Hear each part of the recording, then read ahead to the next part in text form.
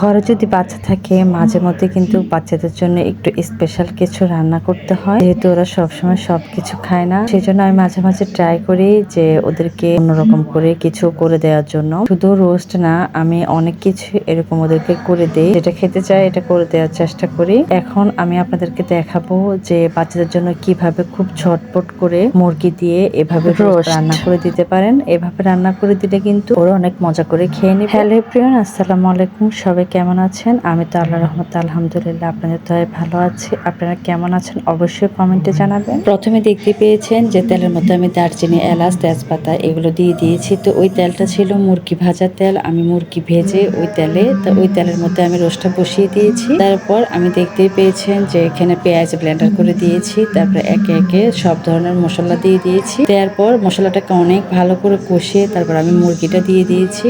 তো মুরগিটা কিছুক্ষণ নাড়াচাড়া করে এই তো এখানে আমি টক দই দিয়ে দিচ্ছি।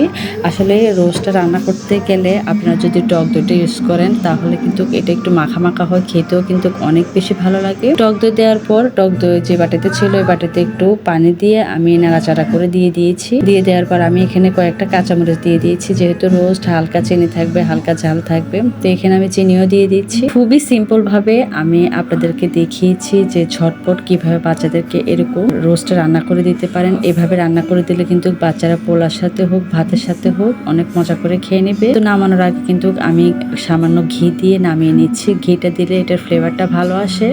আর আমি বেরেস্তা করে রেখেছিলাম।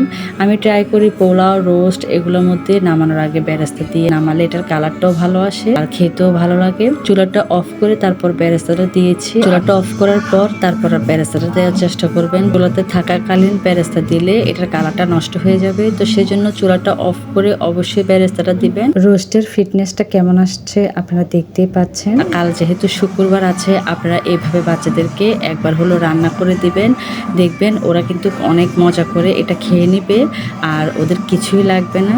তো আমার এই ছোট্ট সিম্পল রেসিপিটা কেমন হয়েছে আপনারা অবশ্যই কমেন্ট করে জানাবেন। সবাই ভালো থাকবেন। আল্লাহ হাফিজ।